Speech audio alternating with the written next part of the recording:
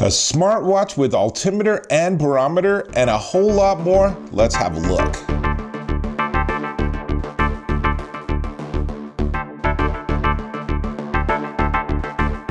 Dave Taylor here, and I'm looking at this. This is the Casio Pro Trek Smart Outdoor Watch. Now, it has a more specific name. It's the WSD-F20, but we're not going to call it that anymore. It's just a really cool smartwatch. Now, turns out that it's actually running Android Wear OS, so it's actually running Android on the watch.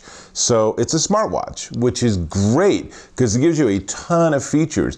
But Casio itself has said, what would a hiker, what would a backpacker, what would a skier, what would an outdoor enthusiast really want out of a watch? So it has a lot of features that include that too. Let me go ahead and take it off so you can see a little bit better.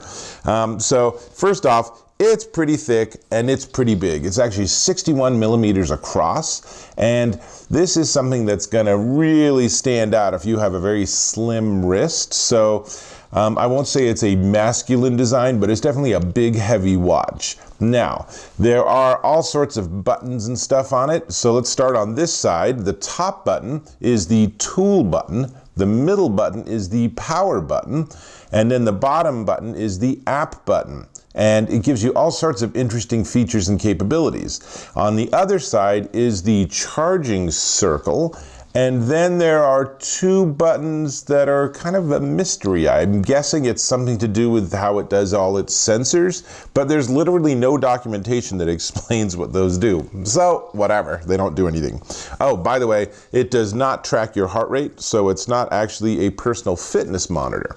But let's talk about it anyway. So it's the Android Wear 2.1 it's running, which is the latest version of Android Wear, which gives you lots and lots of watch faces and lots of capabilities because you need to have an Android phone available. It does work with the iPhone, but the iPhone interface with Android's Wear OS is less functional than having it on an Android phone. For example, if I had it paired to my iPhone, then I would get notifications, but I wouldn't be able to respond to them. Because I'm getting it from an Android phone, and this is a Pixel 3 if you're curious, because I'm getting it from an Android phone, I can actually respond on the watch. Pretty sweet. Now, let's talk about the fact that I can do things like get a notification here, right? And on the app itself, there's a way to take screenshots. That's how I've actually done all of this. So that makes life easy too. So like I said, lots of available faces, and some of them give you interesting things like here's a watch face that actually includes a map and shows you where you are. Now, here's another watch face. I actually love having all the watch faces, and the nice thing is in the Google Play Store, there are lots of Android faces, or Wear OS faces, I guess we should call them.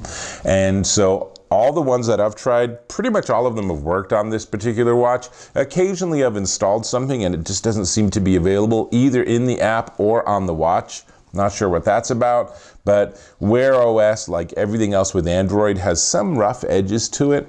So let's see, the watch itself is also mil standard 810G, which makes it 150-foot water resistant. So you can wear this as a dive watch if you want. I don't know that they recommend this. It's not actually specifically a heavy-duty diving watch, but if you're out for a hike and you get stuck in a rainstorm or something, your watch isn't going to get messed up. That is a really nice thing.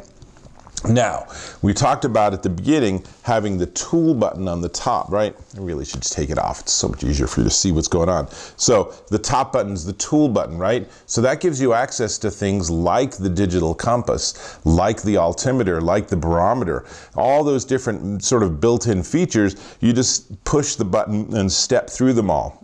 Now, you also can have some fun with this. So here's a picture that I took when I was up in Loveland Pass, Colorado. And just to convert it, 3,323 meters is 10,902 feet. Air's kind of thin up there, but the watch was still working, so that was good. So it has a barometer. So here's my activity tracking. You can see I walked a fair bit today. Haven't done much in the way of cardio yet, but that's okay. But it doesn't have any heart rate monitor or anything, so these are just simple analysis of sensors on your wrist. I suppose if you had your hand in your pocket for your entire walk, it might not register it. So it goes. Now, the thing that really makes this fun, that really differentiates it, is it has a full color Google Map built into it. So I can push the lower button or the app button, and assuming the watch hasn't fallen asleep, it will actually give me a map. Now here's a close-up, so you can see not only do you get a map view, but you can also track routes, which is super cool. So if you're gone on a hike and you're trying to figure out, and you can zoom in to get really close in the map, but if you're trying to figure out where did we leave the car, you can actually use your watch to help you figure all that out. This is crazy cool. Now, one of the other things it has is a built-in microphone. So you can actually use it and say, hey, Google, and then you can actually interact with it without having to suffer through all of the, frankly, a little annoying interface with just sort of the nature of smartwatches is they're really tiny little screens, and you don't want to have hundreds of buttons, so you have to try to figure out how to get it all to work. Now, not much else to talk about other than the fact that it has the battery life, right? So let's talk about that. So if you have GPS on and you're using all the features and you're just making this like a big thing, then it's going to run about 25 hours. So that's the same as an Apple Watch. And honestly, 25-hour battery life really stinks. It's really annoying to have to charge it every single day. But with this watch, at least, you're using a whole lot of technology along the way to figure out where you are, to track your position, and figure out your altitude, all that sort of stuff. Now, if you go into time-only mode and just get sporadic notifications, it can run up to 30 days, yes, an entire month on a charge. Now, having said that, let me say one of the weak links here is the charging cable. So I showed you that they have on the top left side, they have this little circle.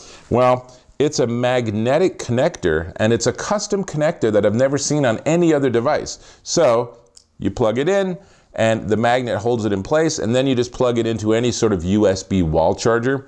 The problem with this is if you lose the cable, you're out of luck. You literally have no other option for charging your watch. Now, a lot of smartwatches have that problem. And I've seen ones where they have little cradles that you put underneath. I've seen other kinds of weird connections, because I understand from the company's perspective, they're trying to solve the problem of, we don't want anything really big on the side of the watch. We don't want anything that actually goes into the watch mechanism, because that affects things like being weatherproof. But from the consumer's perspective, it's really frustrating to have a very unique custom cable. So the reviews I've read, people that use and have this particular watch or something in this family, the first thing they do is go and buy a second charging cable, just in case. Because here I am now, I have my watch, I really like this watch, it's really cool, and oh, the battery's dying. I don't know where my cable is. I don't know how to charge it. There's no other option. It doesn't do wireless charging. It doesn't have some sort of micro USB connection or anything. It's their charger or zip. And that's a little frustrating. Now, while we're talking about it, let me also say that I really like this watch, but I don't love the watch. It's big. The having to charge every 24 hours is frustrating. And Wear OS, I know I'm running 2.1, which is the latest and greatest, and I can see significant strides forward and improvements, but I'm still not a huge fan. Now, I do like the fact that even when it's in basic like super battery saving mode, there's still something shown on the screen. Particularly if you're outdoors, you can still see what time it is, which is nice. And that's a huge improvement over the Apple Watch. They really have got to nail that battery issue, because I want my watch to always be showing the time.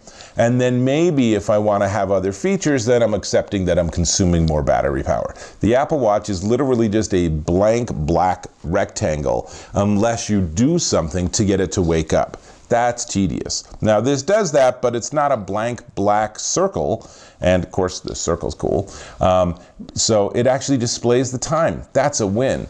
But Wear OS is still needing a couple of major revisions. This whole smartwatch thing is still a little clumsy, and it's very confusing, especially to do things like take a screenshot. Holy cow, this is like 4 levels of things that have to happen, and it's not even clear at what point it's actually capturing what's on the smartwatch screen, which of course after like 5 seconds wants to get back to the main time display, and after 5 or 10 more seconds wants to actually go into battery saving mode.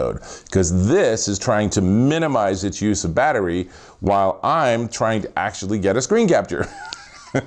There's probably a setting that lets me adjust that, but then I have to suffer through the Wear OS interface and tapping and swiping and tapping and swiping and swiping and tapping and hoping that my finger, which is not the tiniest finger in the world, is precise enough to get exactly the setting I want. So there is some inherent level of complication with this. On the other hand, if you're an outdoor enthusiast and you love the idea of having like altitude and barometer and having a map and having it track where you are, holy cow, all of this in something this small is a remarkable technological accomplishment.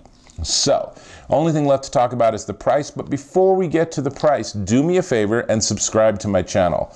I really appreciate that. And if you have a Wear OS watch or you have some sort of activity watch for outdoor use, let me know in the comments. Tell me what you have, tell me how you use it, and tell me if you still use it after that, you know, the blush of that first week actually wears off and you actually have to think about, well, if we're going for a day-long hike, is this going to be alive for a day or is it going to run out of battery?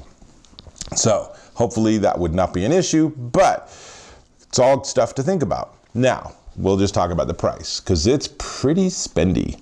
This is the Casio ProTrek WSD-F20 Smart Outdoor Watch, and it will cost you $500 at Amazon.com. It comes in all black, or there's also a version that has orange highlights on the watch face that are on the watch edge. I actually like the orange one better, but this is the one Casio sent me to review, so we got the all black. Anyway, I hope I've been really clear about the pros and the cons. There's a lot to like about this, and the next generation of this watch is going to be quite remarkable. So, this is Dave Taylor, and I am going to wear it. I'm going to put it back on my wrist, and I'm going to figure out how much altitude change I have today while I walk around, which means I'll catch you in my next video.